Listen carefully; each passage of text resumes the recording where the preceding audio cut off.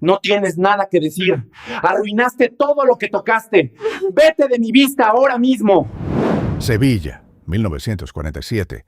Una mujer de 68 años cruza el puente de Triana de madrugada, cargando todo lo que tiene en un solo saco: un cuchillo, un cazo de cobre y 14 pesetas cosidas en el delantal. Su marido no le dejó nada. Su hijo se quedó con la casa. Su nuera le ofreció un cuarto sin ventana a cambio de servirles. Ella dijo que no. Caminó hasta el vertedero de la ciudad y empezó a construir con sus propias manos, usando lo que todos tiraron a la basura. Lo que encontró enterrado bajo décadas de escombro lo cambió todo. Esta historia te va a llegar al alma. Si te toca el corazón, suscríbete, déjame tu like y dime desde dónde me estás viendo. Hernando Vargas murió un martes de octubre con la mano todavía dentro del mandil de cuero, sentado en el banco del taller de la calle Castilla, como si el corazón le hubiera fallado entre una pieza y la siguiente. Consuelo lo supo antes de que vinieran a decírselo, porque el café de las 6:30 se quedó frío en la mesa, y Hernando jamás en 44 años dejó enfriar el café. Lo enterraron en el cementerio de San Fernando un jueves con más silencio que llanto, porque en Triana del 47 la gente ya no tenía lágrimas de sobra, las guardaba para cosas peores. Consuelo volvió del entierro caminando sola por la calle Pureza con los zapatos negros que le apretaban desde hacía 10 años y que solo se ponía para misas y muertos.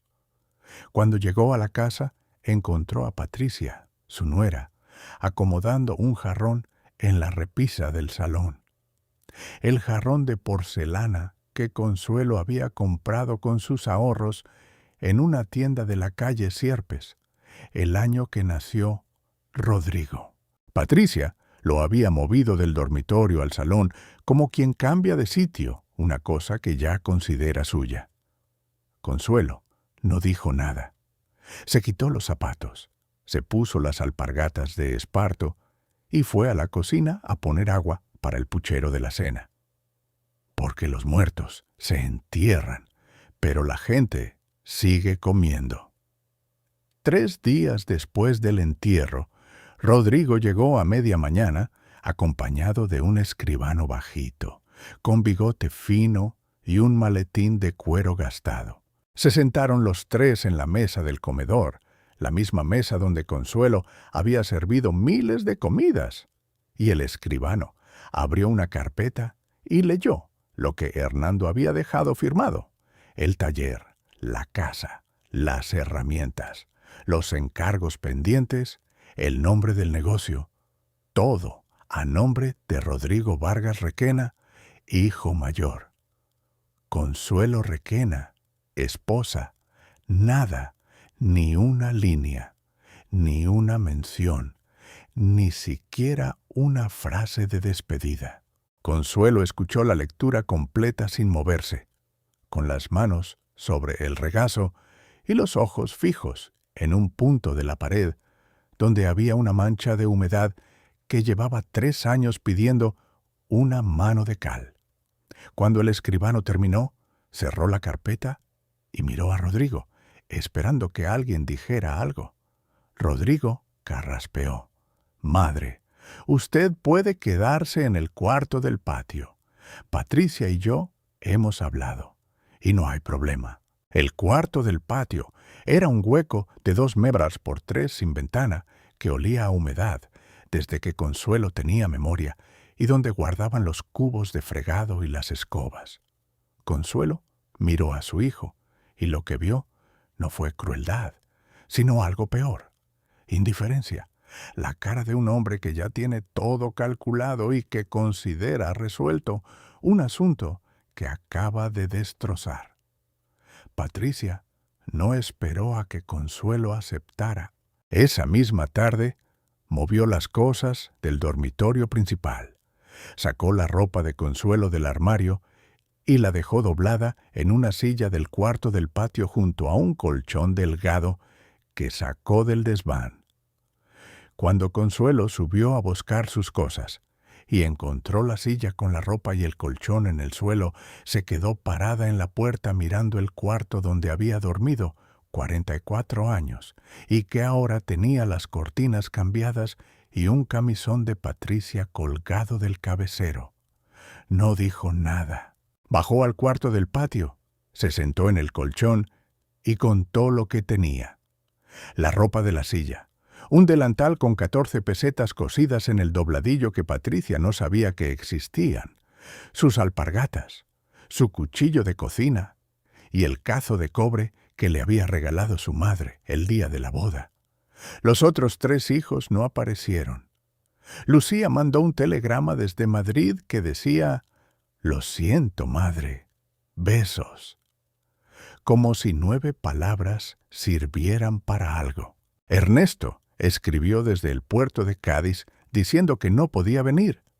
Héctor no escribió porque Héctor se fue a Buenos Aires en el 42 y desde el 44 no daba señales. Consuelo pasó 6 noches en ese cuarto mirando el techo, escuchando los pasos de Patricia en el piso de arriba, su risa con Rodrigo, el llanto de los nietos que ella había cuidado cada tarde durante 5 años y que ahora Patricia ni le dejaba tocar sin permiso.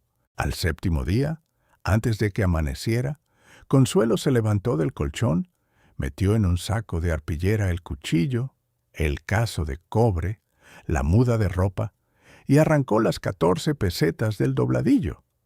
Salió por la puerta de atrás sin hacer ruido. Caminó por la calle Castilla, cuando todavía estaba oscuro. Pasó frente al taller cerrado de Hernando, donde el cartel de Forja Vargas seguía colgado como si nada hubiera cambiado, y enfiló hacia el puente de Triana. A esa hora no había nadie, salvo un sereno que le dijo: «Buenas noches, señora». Sin mirarla 2 veces, cruzó el puente con el Guadalquivir negro abajo, y el frío de octubre metiéndosele por el cuello del vestido. No miró atrás. Caminó hacia el sur bordeando la ribera, dejó atrás las primeras huertas de los Remedios y siguió hasta que las casas se acabaron y apareció el terreno que todo Sevilla llamaba El Pudridero, un descampado de casi 2 hectáreas donde el ayuntamiento y medio barrio llevaban años tirando escombro, muebles reventados, tejas rotas, hierro torcido, todo lo que sobraba. Estaba rodeado por una valla de alambre rota por 3 sitios y olía a humedad y a óxido. Consuelo entró por uno de los huecos, se quedó parada en el borde, miró las montañas de basura y no sintió nada, ni miedo, ni pena, ni esperanza. Solo un vacío tan completo que casi tenía peso. Pero después, como si las manos supieran algo que la cabeza aún no, se agachó, recogió una teja rota, la examinó, la puso a un lado y recogió otra. Durante los primeros días no hubo plan, solo movimiento. Agacharse, levantar, separar, tejas a un lado, hierro a otro, madera que todavía servía aparte. Al 4.º día empezó a encajar piezas. Usó puertas de armario como paredes, las calzó con piedras y las amarró con alambre que sacó de un somier oxidado. Levantó el suelo con palés de madera para que la humedad del río no subiera. Solapó láminas de zinc como techo para que la lluvia corriera sin entrar. Cada pieza venía del pudridero, cada pieza había sido basura, hasta que Consuelo la miraba y decidía qué podía hacer.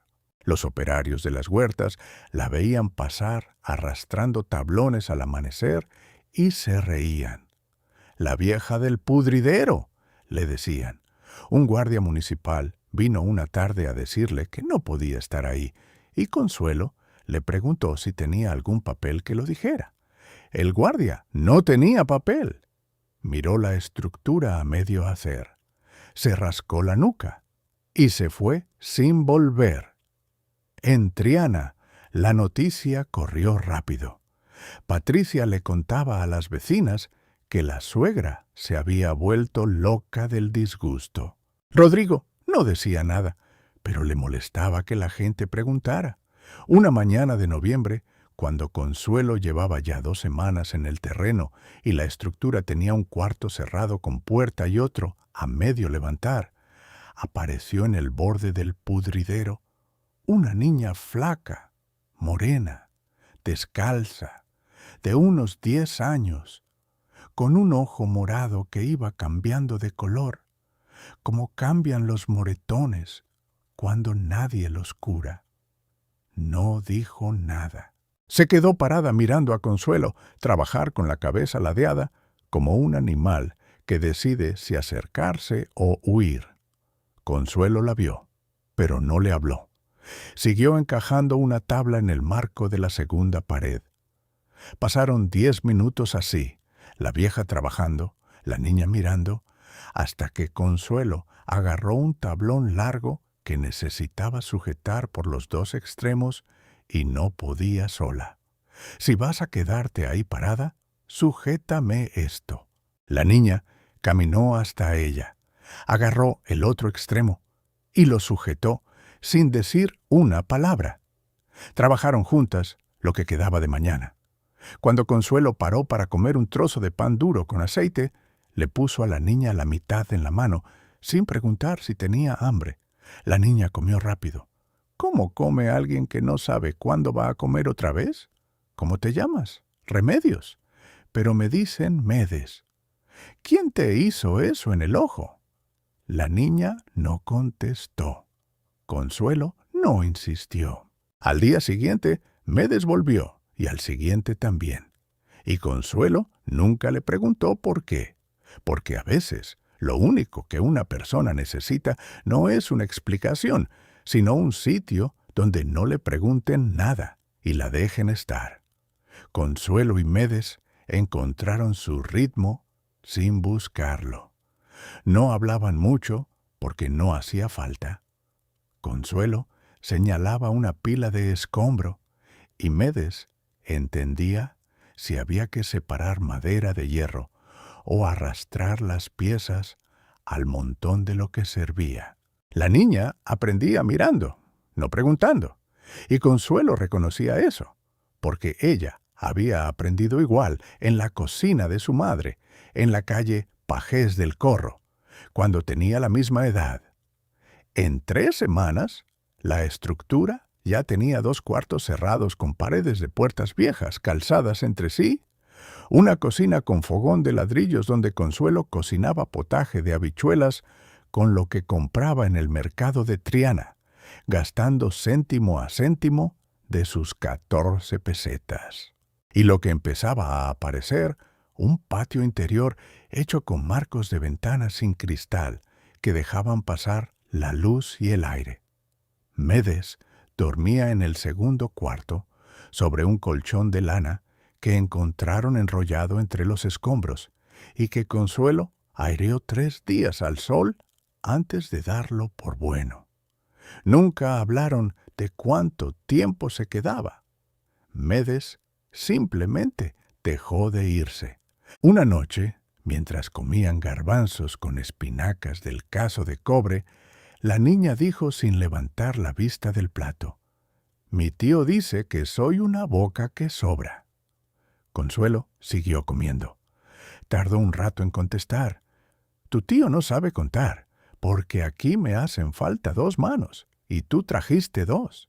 Una mañana de finales de noviembre apareció en el borde del terreno un hombre mayor, con boina gris, chaqueta de paño remendada en los codos y una caja de herramientas de madera que había visto tiempos mejores. Se quedó mirando la estructura un rato largo, con los brazos cruzados y la cabeza moviéndose despacio de un lado a otro, no con desaprobación, sino con la atención de alguien que entiende lo que está viendo. «¿Quién ha encajado esas puertas?», preguntó sin presentarse. «Yo», dijo Consuelo desde adentro, donde estaba amarrando una lámina de zinc con alambre. Le falta un dintel en esa segunda puerta. Si no lo pone, cuando llueva fuerte, se le va a torcer el marco y se le viene todo encima. Consuelo salió y lo miró. Sé que le falta. No tengo con qué hacerlo. El hombre se llamaba Aurelio Cifuentes. Tenía 71 años. Había sido carpintero en un taller de la Plaza del Altozano durante 40 años, hasta que las manos le empezaron a temblar, y el dueño lo mandó a casa con una palmada en la espalda y 100 pesetas.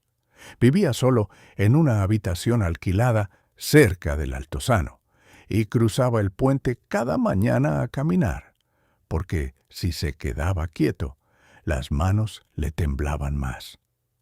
Esa mañana trabajó 3 horas.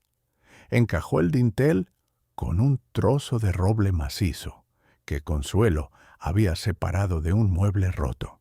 Lo ajustó con cola de carpintero que trajo de su caja y lo calzó con cuñas que cortó ahí mismo. Antes de irse dijo: «El martes vengo con más cola». Aurelio volvió el martes, y el jueves y el sábado siguiente. No pedía nada. Traía sus herramientas. Trabajaba callado. A veces le explicaba a Medes cómo medir un corte con el pulgar y el meñique cuando no había metro. Comía lo que Consuelo le pusiera delante y se iba antes de que oscureciera. La estructura mejoró con él.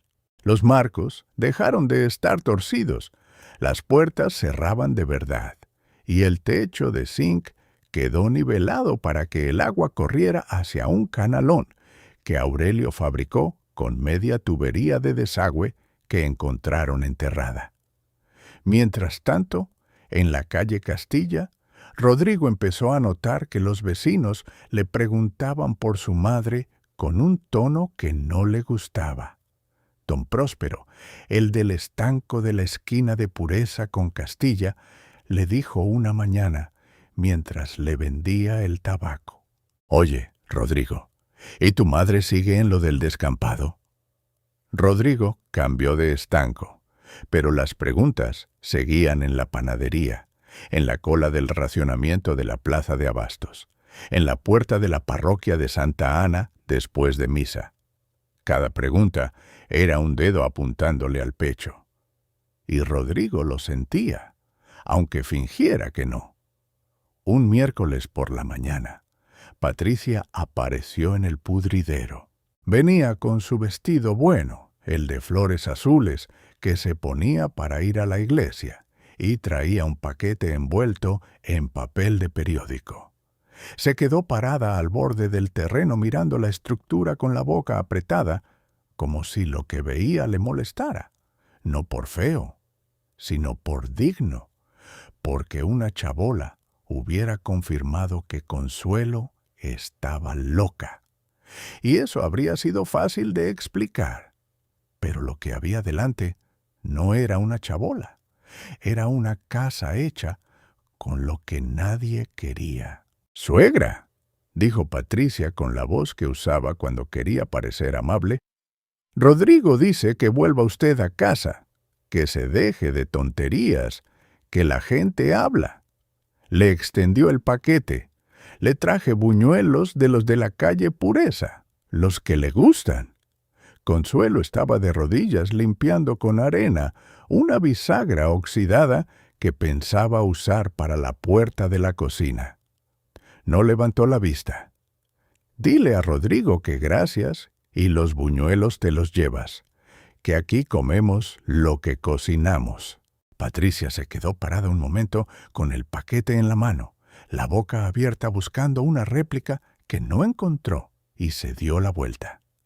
Medes estaba sentada en el suelo, separando clavos torcidos de clavos útiles. La miró irse y dijo: «Esa señora huele a azahar». Consuelo soltó media risa. Era la primera vez que se reía desde que Hernando murió. Las semanas pasaron, y Consuelo limpió el terreno metro a metro, empujando el trabajo hacia la zona del fondo, la más vieja, donde el escombro llevaba décadas compactado y ya no parecía basura, sino tierra dura, mezclada con cascajo, trozos de ladrillo y piedras que nadie recordaba haber tirado. Medes la ayudaba por las tardes después de ir a por agua a la fuente pública de los remedios, porque en el pudridero no había agua corriente y cada gota había que cargarla en garrafones. Una tarde de diciembre, cuando el sol ya bajaba pronto y el frío del Guadalquivir se metía por las paredes, Consuelo estaba moviendo escombro pesado con una pala corta que Aurelio le había reparado el mango. Y la pala golpeó algo que no era piedra, ni ladrillo, ni tierra. El sonido fue seco, metálico, profundo. El tipo de sonido que hace el hierro grueso cuando lo golpeas con algo duro. Consuelo paró. Golpeó otra vez en el mismo punto. Mismo sonido. Se arrodilló y empezó a apartar cascajo con las manos. Medes se acercó y se arrodilló al lado sin preguntar. Apartaron piedras, trozos de cemento, tierra apisonada que alguien había puesto encima con intención, porque no era tierra suelta, era tierra comprimida, mezclada con cascajo grueso, como cuando se quiere sellar algo para que nadie lo encuentre. Tardaron 1 hora en despejar lo suficiente. Lo que apareció debajo no era chatarra suelta ni un trozo de metal perdido. Era una plancha de hierro forjado, rectangular, del tamaño de una mesa de comedor, gruesa como 3 dedos juntos, con remaches en los bordes y un trabajo de forja que Consuelo reconoció al instante, porque había visto piezas parecidas salir del taller de Hernando durante 44 años. Alguien la había colocado ahí con cuidado, nivelada, encajada entre piedras que servían de soporte y después la había cubierto con capas de cascajo y tierra hasta hacerla desaparecer. No era algo que hubiera caído ahí por accidente, era una tapa. Consuelo pasó la mano por la superficie oxidada, sintió los remaches bajo los dedos, notó que en una esquina la plancha estaba ligeramente levantada, lo justo para que cupiera una mano, y por esa rendija subía un aire fresco que no tenía nada que ver con el frío de diciembre. Era otro tipo de frío, un frío húmedo, mineral, que venía de abajo, de algo profundo. Medes acercó la cara a la rendija y abrió mucho los ojos. «Huele raro, doña Consuelo. Huele como cuando llueve en la calle, pero no ha llovido».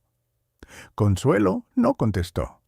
Se quedó arrodillada con la mano sobre el hierro, mirando la plancha, sintiendo ese aire que subía, y supo, con la misma certeza con la que sabía amasar pan o llevar las cuentas del taller, que debajo de esa plancha había algo que alguien había querido enterrar y que llevaba mucho tiempo esperando. Aurelio llegó al pudridero a las 7 de la mañana con la barreta más pesada que tenía, una pieza de hierro macizo que guardaba desde sus años en el taller del Altozano y que no había usado en una década. Consuelo y Medes ya estaban ahí arrodilladas junto a la plancha, limpiando los bordes con las manos para encontrar los puntos donde el hierro se separaba de la piedra. Aurelio se asomó, vio la plancha, pasó los dedos por los remaches y silbó entre dientes. Esto no lo hizo un aficionado. Esto es forja de verdad, de la de antes. Mire cómo están puestos los remaches en diagonal para repartir el peso. Quien fabricó esta plancha sabía lo que tapaba y quería que aguantara. Entre los tres, metieron la barreta en la rendija de la esquina levantada y empujaron. La plancha no se movió. Empujaron otra vez, Aurelio y Consuelo en la barreta. Medes metiendo piedras como cuña cada vez que el hierro cedía 1 centímetro. Tardaron casi 2 horas en moverla lo suficiente para ver lo que había debajo. Lo primero que vieron fue oscuridad. Una boca redonda de poco más de 1,5 metros de diámetro que se hundía en la tierra. Lo segundo fue el olor limpio, húmedo, mineral. El mismo aire fresco que Consuelo había sentido por la rendija, pero ahora más fuerte, más real. Aurelio se tumbó boca abajo en el borde, asomó la cabeza y se quedó callado un rato largo. Cuando se incorporó, tenía la cara de alguien que acaba de ver algo que creía imposible. «Es un aljibe», dijo Aurelio quitándose la boina para rascarse la cabeza. «De ladrillo con arcos». Consuelo se asomó y lo vio. La cisterna bajaba unos 4 metros. Las paredes eran de ladrillo dispuesto en espiga, el tipo de aparejo que Consuelo había visto en los arcos del patio de la casa de Pilatos, una vez que Hernando la llevó a entregar una reja en el centro de Sevilla, y la bóveda tenía 3 arcos de medio punto que se cruzaban sosteniendo el techo como costillas. Estaba seco, pero en las paredes había marcas de nivel, líneas oscuras que mostraban hasta dónde había llegado el agua en otro tiempo. Y en las juntas de los ladrillos inferiores crecía un musgo verde y húmedo que indicaba que el agua no estaba lejos. «Esto es antiguo», dijo Aurelio. «Esto no es de hace 50 años ni de hace 100. Esto lleva aquí siglos». Medes se asomó entre los dos, miró hacia abajo y preguntó: «¿Es un pozo?» «No es un pozo», dijo Aurelio. «Es un aljibe, una cisterna para guardar agua de lluvia. Los árabes los construían por toda Sevilla. Mi padre me contaba que debajo de medio Triana hay aljibes tapados que la gente fue olvidando». Consuelo no dijo nada. Estaba mirando algo que los otros dos no habían visto: un hueco rectangular en la pared este del aljibe, a medio metro por debajo del borde, una hornacina del tamaño de una caja de zapatos. Y dentro de esa hornacina había algo. Consuelo se metió en el aljibe. Aurelio le dijo que esperara, que era peligroso, que los ladrillos podían estar sueltos, pero ella estaba bajando, agarrándose de las piedras del borde, con los pies buscando apoyo en los ladrillos que sobresalían. Bajó medio cuerpo, estiró el brazo izquierdo hasta la hornacina, y sus dedos tocaron metal frío. Tiró y sacó una caja de latón rectangular, más pesada de lo que esperaba, sellada con una tapa que el óxido había soldado al cuerpo. Aurelio la ayudó a subir y los 3 se quedaron mirando la caja en el suelo. Medes fue quien habló. «Ábrala, doña Consuelo». Consuelo metió la punta del cuchillo de cocina, el mismo que había sacado de la casa de la calle Castilla la madrugada que se fue, en la ranura de la tapa, y empujó. El óxido cedió con un quejido seco y la tapa se abrió. Dentro, envueltos en un hule que alguna vez fue verde y ahora era casi negro, había 2 cosas. La primera era un pliego de papel grueso doblado en 4, con un sello en rojo y letras impresas que el tiempo había oscurecido, pero no borrado. Consuelo lo desdobló con cuidado, como se desdoblan las cosas que podrían deshacerse si uno respira demasiado fuerte. Era un documento oficial del Ayuntamiento de Sevilla fechado el 14 de marzo de 1892, que declaraba ese terreno fuente pública de abastecimiento de agua y prohibía expresamente su enajenación, venta o cesión a particulares. Llevaba la firma del alcalde y el sello del ayuntamiento.